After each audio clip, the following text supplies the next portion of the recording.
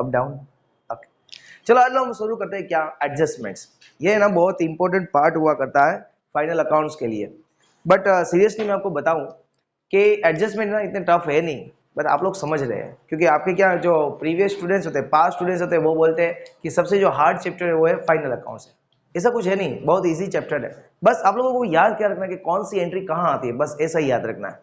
और ये मैंने आपको बहुत अच्छी तरीके से सिखाया भी है। अब हम लोग क्या करेंगे इस सीरीज में कि इस सीरीज में हम लोग लगाएंगे एडजस्टमेंट। इस सीरीज में हम लोग क्या करेंगे, एडजस्टमेंट्स करेंगे। एडजस्टमेंट में बताऊं कोई टफ नहीं है, एडजस्टमेंट एडजस्टमेंट बहुत ही इजी होते हैं। बस आप लोगों को एंट्री जैसे मैंने सिखाई है कि कौन सी एंट्री कहां आती है, बस ये याद रहेगा ना, एडजस्टमेंट बहुत ही याद रहता। सबसे पहले मैं आपको ये बताना चाहता हूं ये एडजस्टमेंट है क्या, what is the meaning of adjustments.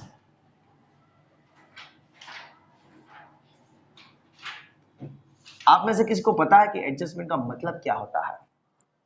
क्या होता है एडजस्टमेंट का मतलब, क्या है ये एडजस्टमेंट्स, आपको पता है?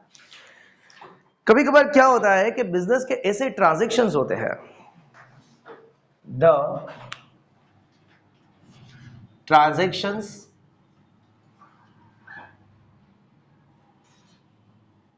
Of the business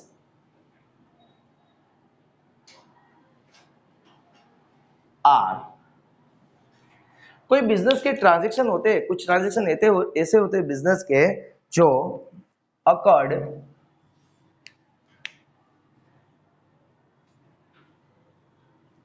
at the end of the year. कोई बिजनेस के ट्रांजैक्शन होते हैं जो बनते कब, eight the end of the year, यानी कि साल जब हमारा खत्म हो जाता है ना तभी ये ट्रांजैक्शन बनते हैं। जैसे कि मैं आपको बताऊं कौन से एग्जांपल, इंटरेस्ट ऑन कैपिटल। ये इंटरेस्ट ऑन कैपिटल है ना, वो हम काउंट करते हैं, कब काउंट करते हैं, at the end of the year ही काउंट करते हैं। दूसरा डेप्रिसिएशन ऑन असेट, तो असेट्स पे आपको डेप्रिसिएशन लगाना है, कब लगाएंगे, at the end of the year ही लगाएंगे हम लोग, साल जब खत्म हो जाता है 31 मार्च को तभी हम लगाते हैं। उसके बाद the transactions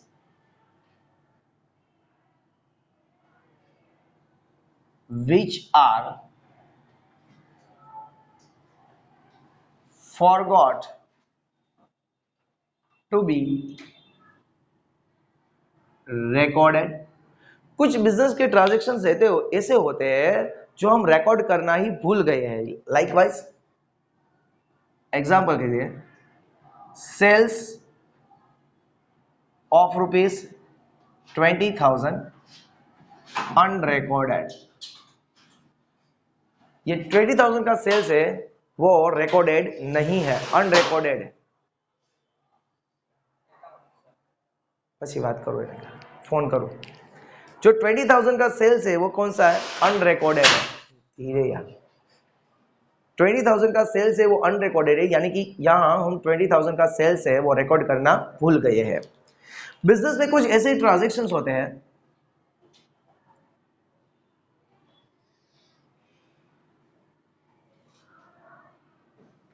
which are recorded wrongly, उसको हमने wrongly रिकॉर्ड कर दिया है। Example, sales return of ₹20,000 recorded as a purchase। आपने 20,000 का सेल्स किया और आपने एज अ परचेज उसको रिकॉर्ड कर दिया। तो ये जो सारे ट्रांजैक्शन होते हैं, देखो ये एक कोई ट्रांजैक्शन होता है, ये eight the end of the year बनते हैं। कोई ट्रांजैक्शन ऐसे होते हैं जो हम रिकॉर्ड करना भूल गए होते हैं। कोई ऐसे ट्रांजैक्शन होते हैं जो हमने गलती से रिकॉर्ड कर दिया, गलत अमाउंट से रिकॉर्ड कर दिया, ऐसे हो जाते हैं। तो अभी मैं क्या बताऊं आप लोगों को, शायद डेबिट क्रेडिट का रूल पता होगा। एक डेबिट होती है अमाउंट और एक अमाउंट क्या होता है, क्रेडिट होता है। तो जब ये डेबिट और क्रेडिट का रूल होता है, एक अमाउंट डेबिट होता है, एक अमाउंट क्रेडिट होता है, उसी रूल के बेस पे ये जो सारे ट्रांजैक्शन है उसको हमें रिकॉर्ड करना पड़ता है।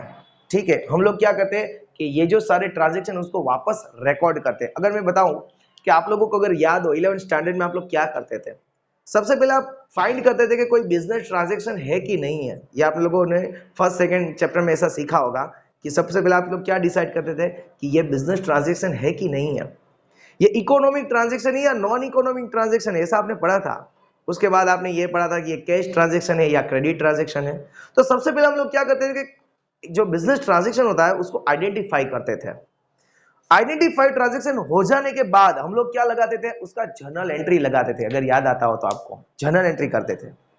जर्नल एंट्री हो जाने के बाद वो journal entry rule as per the debit credit हुआ करती थी। जर्नल एंट्री लगाने के बाद हम लोग लेजर पोस्टिंग करते थे। अगर याद आता हो तो लेजर्स बनाते थे और जर्नल एंट्री जो होती थी उसका हम पोस्टिंग करते थे, ये करते थे। उसके बाद जो सारे जो लेजर्स होते थे उसकी हम बैलेंस निकाल देते थे, बैलेंस निकाल देते। उस बैलेंस के बेस पे हम लोग एक ट्रायल बैलेंस बनाया करते थे और ट्रायल बैलेंस के बेस पे हम लोग बनाते थे फाइनल अकाउंट्स। तो अगर आज मैं फाइनल अकाउंट्स बना रहा हूं और आज मेरे को पता चलेगा कि ओह मैं तो इंटरेस्ट ऑन कैपिटल लगाना ही भूल गया हूं, आज मेरे को पता चलेगा कि मैं सेल्स लगाना ही भूल गया हूं, आज मेरे को पता चलेगा कि मैंने सेल्स रिटर्न की एंट्री परचेज में कर दी है, तो वापस मेरे को ये जो करेक्शन करने के लिए वापस मेरे को वही ट्रेंड फॉलो करना पड़ेगा। पहले जर्नल एंट्री लगानी पड़ेगी, फिर लेजर उसके बनाने पड़ेंगे, फिर उसका बैलेंस निकालना पड़ेगा, वापस उसकी ट्रायल बैलेंस बनानी पड़ेगी और वापस मेरे को उसको इफेक्ट देना पड़ेगा फाइनल अकाउंट्स में। तो ये ना बहुत सारा टाइम लग जाता था ऐसे करने के लिए। तो इन लोगों ने क्या किया, एक एडजस्टमेंट निकाला। एडजस्टमेंट का मतलब क्या होता है, ऐसे जो ट्रांजेक्शन होते हैं उसकी हम लोग लगाते हैं डायरेक्ट एंट्री। इसके क्या कहते हैं, the direct entry of the above transactions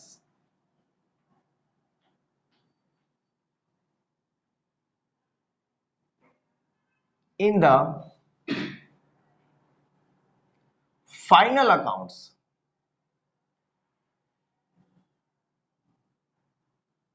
called adjustments।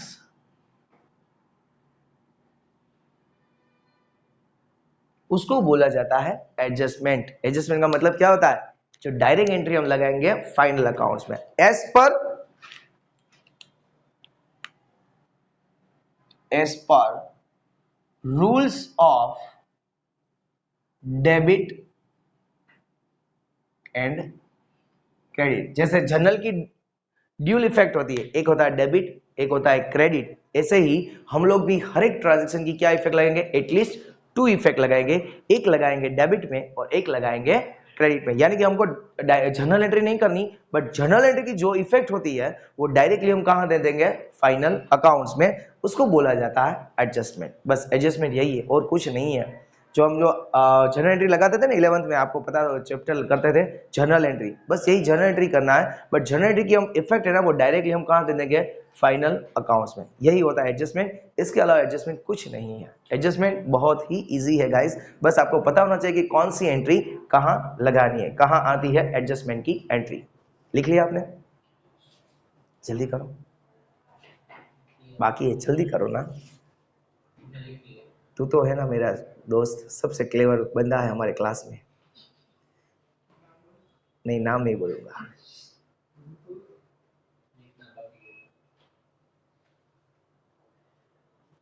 At least इसको 120 मार्क्स को आएंगे ही, 2 अटेम्प्ट के मिला के।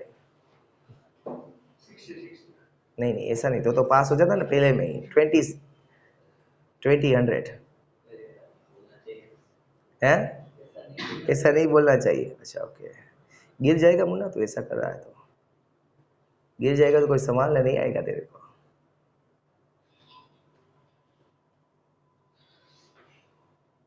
ठीक है।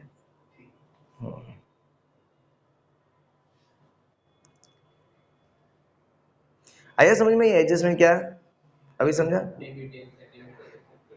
बस यही लिखा है, दोनों में एंट्री जाएगी। बट ये है क्या एडजस्टमेंट, कि इस प्रकार के जो ट्रांजैक्शन होते हैं इस टाइप्स के, जो हमने किए नहीं है या तो गलत किए हुए, और ये जो ट्रांजैक्शन या तो eight the end of the year होते हैं, उसकी हमें एंट्री लगानी है डायरेक्ट हमारे ट्रेडिंग अकाउंट में, प्रॉफिट एंड लॉस अकाउंट में, profit and loss appropriation accounts में, बैलेंस शीट में, तो उसे बोला जाता है एडजस्टमेंट्स, नथिंग एल्स। क्या आता था ट्रेडिंग अकाउंट में, अगर याद हो तो? ट्रेडिंग अकाउंट में हम क्या लिखते थे, 3 आइटम लिखते थे। सबसे पहले गुड्स लिखते थे, परचेज एक्सपेंस ऑफ गुड्स लिखते थे, और मैन्युफैक्चरिंग एक्सपेंस ऑफ गुड्स लिखते थे।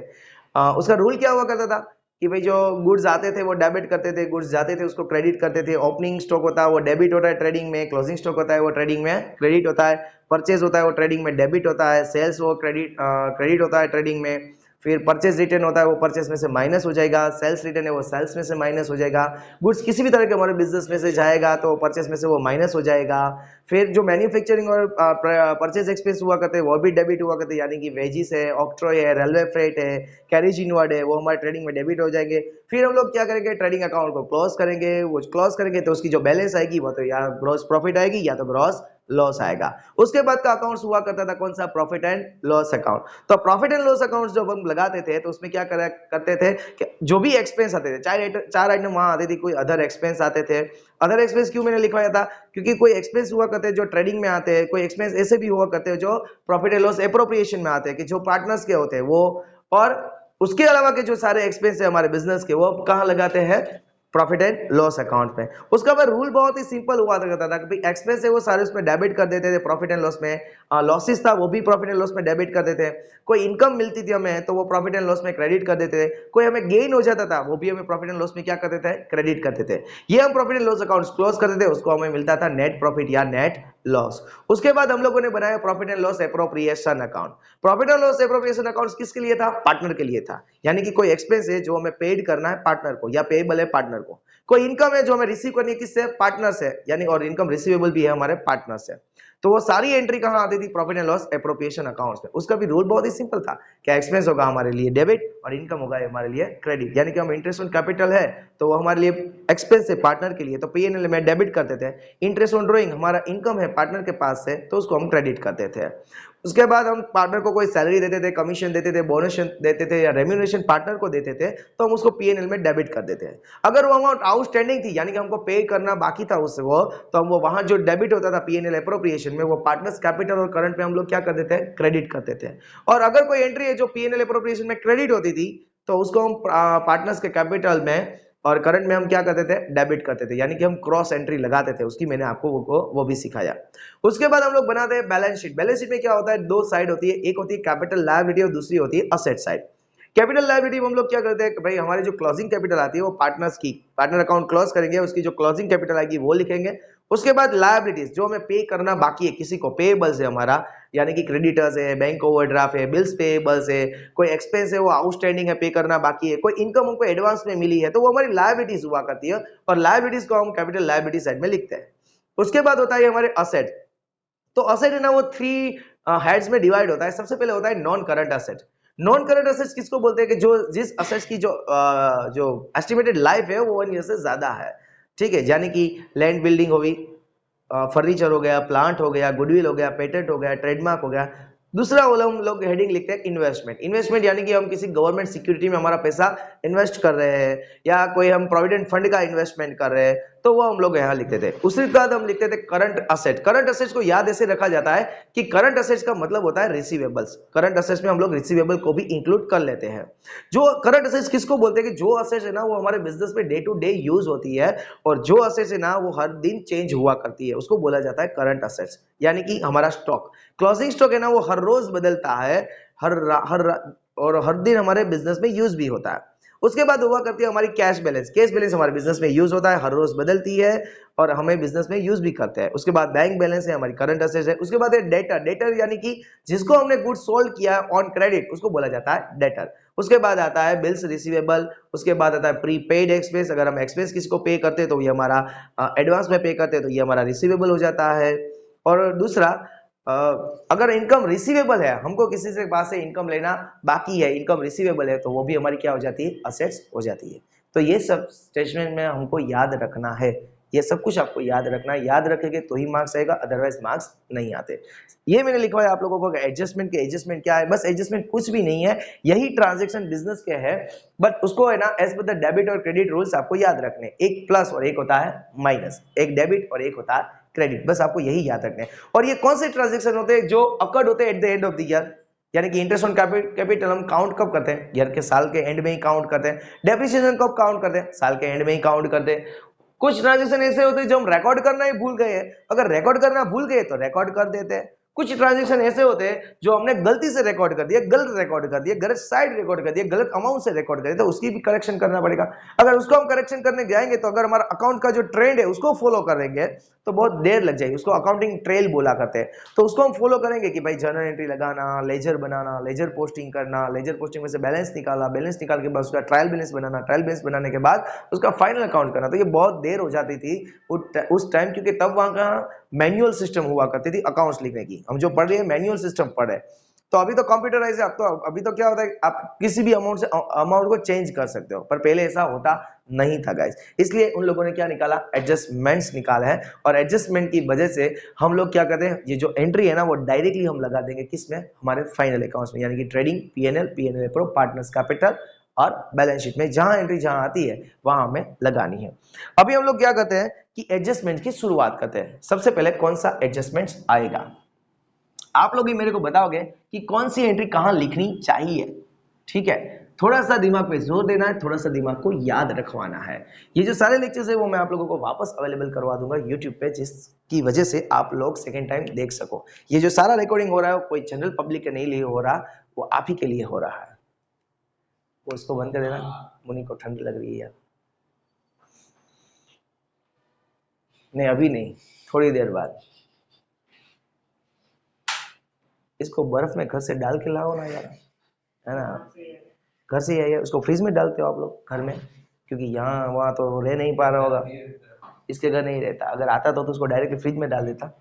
अच्छा ऐसा है। इसका नाम बताऊँ मैं क्या है, इसका नाम बताऊँ मैं क्या है। चलो अभी हम लोग करते हैं एडजस्टमेंट। सबसे पहला adjustment, closing stock.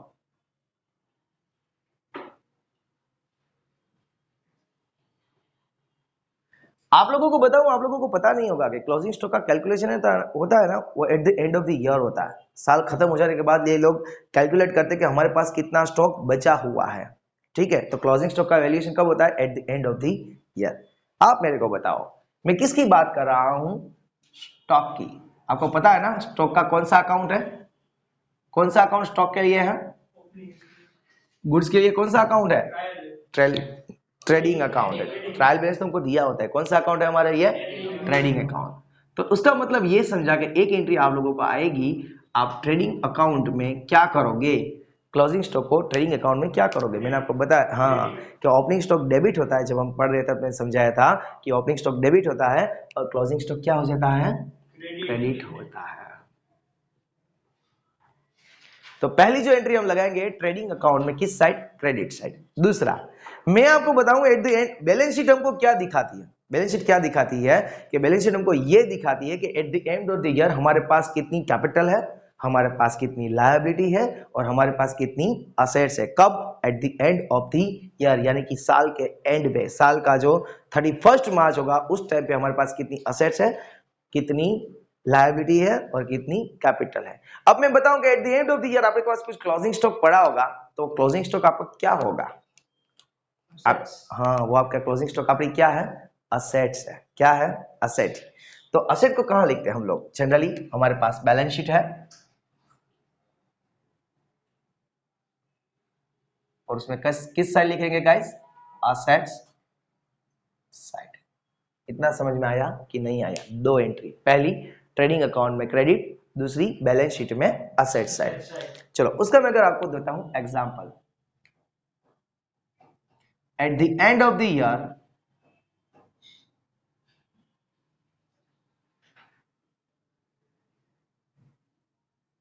the value of closing stock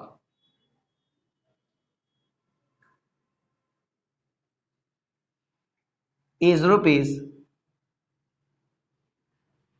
20,000। Eight the end of the year closing stock की वैल्यू कौन सी है, 20,000। चलो उसकी फर्स्ट एंट्री लगाने के लिए हम कहां आती है उसकी फर्स्ट एंट्री, तो कि उसकी फर्स्ट एंट्री आती है ट्रेडिंग अकाउंट में। किस साइड आती है, अच्छा क्रेडिट साइड। यहां मैं लिखता हूं बाय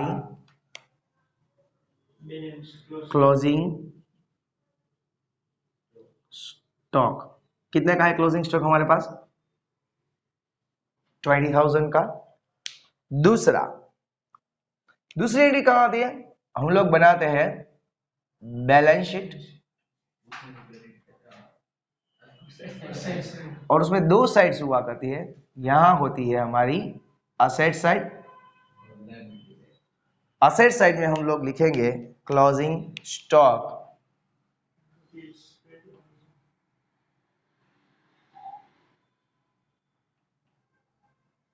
समझ में आया? पहला एडजस्टमेंट क्लियर, समझ में आया? आप लोगों को एक मैं नोट लिखवा देता हूं, तो ये हमारा एडजस्टमेंट खत्म हो जाता है। Note, if market price of the closing stock and cost price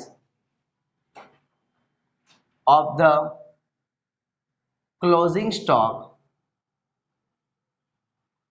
is given, are given, then value of closing stock is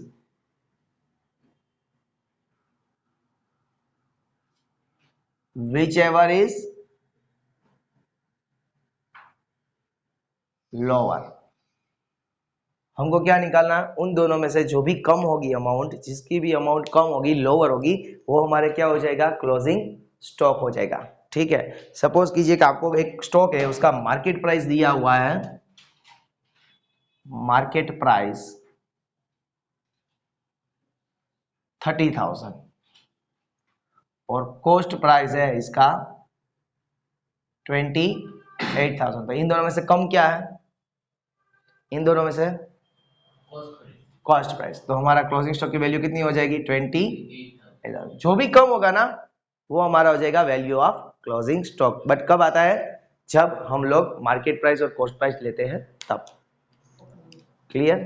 cut जाता है, कोई बात नहीं, वो मैं दूसरे वीडियो में एडजस्ट कर दूंगा। चलो,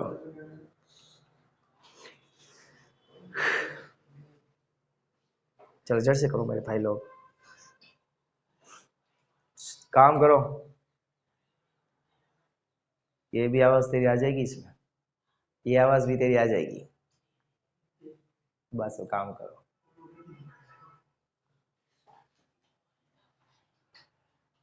सर से काम करो, अभी छोटी बच्ची हो क्या तो काम करो।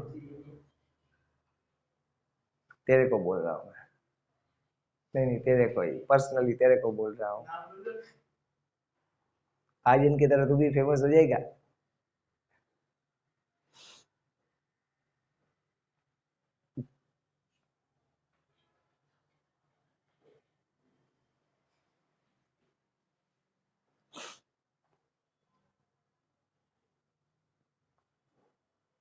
ये याद रखना है, हर रोज मैं पूछूंगा कि कौन सी एंट्री कहाँ आती है, कौन सा एडजस्टमेंट कहाँ आता है। ठीक है, और यही चैप्टर हमारा ज्यादा टाइम लेगा, और ये चैप्टर हमारा बढ़िया हो गया ना, तो आपको वो एडमिशन रिटायरमेंट बहुत इजी लगेगा अगर ये चैप्टर आया तो। सारे सम्स मैं रिकॉर्ड कर दूंगा, तो आप लोगों को थोड़ी अच्छा लगेगा। हाँ, करते हैं अभी।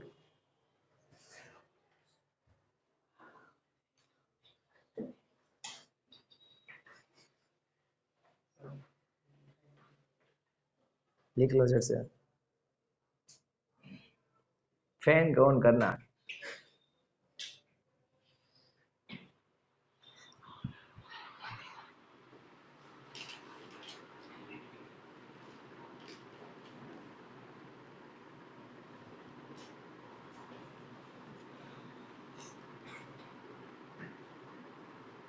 लिख लिया तूने देव?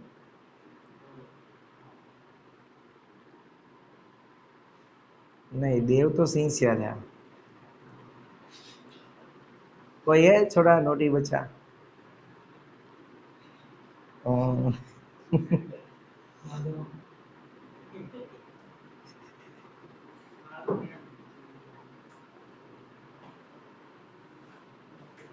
हो गया सबका? जल्दी करो ना।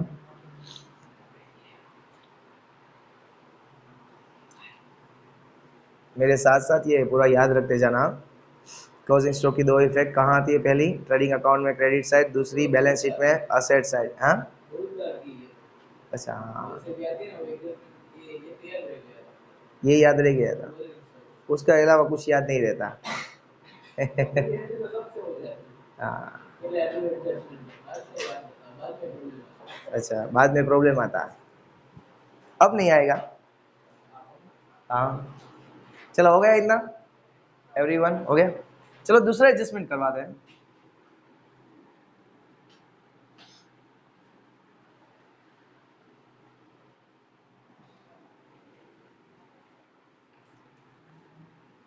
चलो दूसरा एडजस्टमेंट देखो। दूसरा adjustment, unrecorded purchase. Unrecorded purchase, इसका मतलब क्या होता है कि कोई परचेज है वो आपको रिकॉर्ड करना बाकी है, अनरिकॉर्डेड है। तो इसकी एंट्री हम कैसे लगाते हैं? देखो, सबसे पहले मैं किसकी बात कर रहा हूं? परचेज की। अनरिकॉर्डेड है ना, परचेज नहीं, अनरिकॉर्डेड क्रेडिट परचेज देखो तो आपको ज्यादा समझ में आएगा। Unrecorded credit purchase, unrecorded credit purchase. चलो, मैं किसकी बात कर रहा हूं? परचेज की, रिकॉर्ड करना बाकी, अनरिकॉर्डेड है। तो सबसे पहले मेरे को ये बताओ कि परचेज किसका परचेज होता है? हमारे बिजनेस में स्टॉक का परचेज होता है, गुड्स का परचेज होता है, और गुड्स कहाँ आते हैं? ट्रेडिंग अकाउंट में। तो सबसे पहली एंट्री हम लोग कहाँ लिखते हैं? कि भाई ट्रेडिंग अकाउंट्स में लिखते हैं। परचेज कहाँ होता है? डेबिट साइड होता है ना, डेबिट साइड। अनरिकॉर्डेड है, यानी कि हम रिकॉर्ड करना भूल गए, तो कुछ तो रिकॉर्ड किया होगा ना, कुछ तो हमने रिकॉर्ड किया होगा, तो उसके हम क्या कर देंगे? परचेज में प्लस कर देंगे। जो हमने परचेज किया था, टोटल लिखा था, उसमें हम इसको क्या कर देंगे? प्लस। दूसरा, आप क्रेडिट परचेज करते हैं, बट किससे किससे करते हैं आप लोग? आपने क्रेडिट परचेज किया, कौन बंदा है जो आपको क्रेडिट में देगा? गुड्स, क्रेडिटर्स देते हैं। क्रेडिटर्स है ना, वो आपको क्रेडिट में गुड्स देते हैं।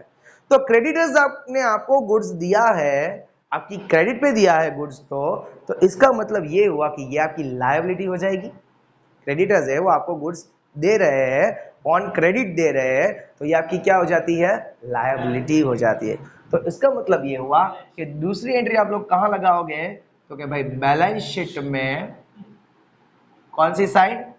Liability side. कुछ तो आपने रिकॉर्ड किया होगा ना, क्रेडिटर्स, उसमें आप वापस क्या कर दोगे? इसको प्लस कर देगा।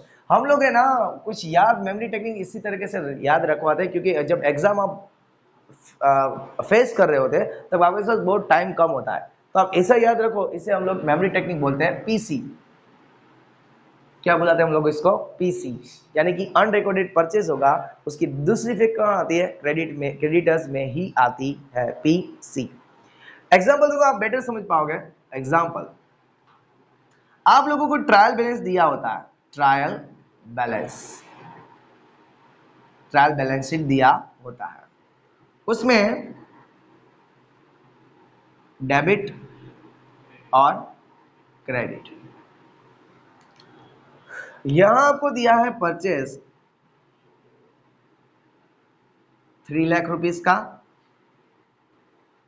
और क्रेडिटर्स 8 लाख रुपये, 80,000 का, ये आपको दिया हुआ है। उसके नीचे आपको एडजस्टमेंट दिया हुआ है, फर्स्ट अनरिकॉर्डेड क्रेडिट परचेज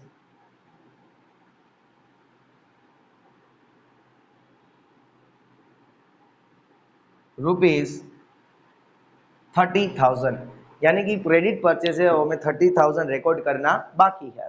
तो हम लोग क्या करेंगे? उसको रिकॉर्ड करेंगे। रिकॉर्ड करने के लिए हमें सबसे पहले क्या बनाना पड़ेगा? Trading account. कौन से साइड लिखते हैं हम लोग? परचेज को डेबिट साइड में लिखते हैं। ऑलरेडी हमने परचेज कितना रिकॉर्ड किया था? 2 परचेज हमारे पास पहले से रिकॉर्ड हुआ है। कौन सा है? 3 लाख का रिकॉर्ड किया हुआ। यहां बोलते हैं कि अनरिकॉर्डेड है 30,000 का, तो अनरिकॉर्डेड है उसको वापस मैं प्लस कर दूंगा, प्लस अनरिकॉर्डेड। तो टोटल हमारा परचेज है वो क्या हो जाएगा, 3,30,000। कितना हो जाएगा। उसके बाद अगर दूसरी एंट्री हम लोग कहां लगाते हैं, बैलेंस शीट में। कौन सी साइड, परचेस किससे किया जाता है, क्रेडिटर से किया जाता है। ऑलवेज क्रेडिट परचेस किससे किया जाता है, क्रेडिटर से। तो लायबिलिटी साइड हम लोग क्या करेंगे, हमको दिया होता है क्रेडिटर्स। चलो क्रेडिटर्स कितने का दिया है, 80,000 का। उसमें हम ये अनरिकॉर्डेड परचेज है उसको क्या कर देंगे, प्लस प्लस अनरिकॉर्डेड परचेज कितने का, 30,000 का। तो eight the end of the year हमारा क्रेडिटर कितना हो जाएगा, 1,10,000। यहाँ टोटल हमारी परचेज होती है 330 की और हमारा क्रेडिटर्स टोटल हो जाते हैं 1,10,000 के। समझ में आया अनरिकॉर्डेड परचेज का टॉपिक। सबको समझा कि मैं अकेले ही समझ रहा हूँ, आप भी समझ रहे हो पक्का। तो नेक्स्ट से आप भी पढ़ाओगे, श्योर। ये क्या, ओके। आप सब लोग बहुत ही क्लेवर बच्चे हो, इसलिए मेरा ट्यूशन ज्वाइन किया है। Okay, you are always welcome. Okay खत्म। अभी आपका होगा टेस्ट, ठीक है। मिलता है नेक्स्ट लेक्चर में, तब तक के लिए जय हिंद, जय भारत, जय द्वारकाधीश।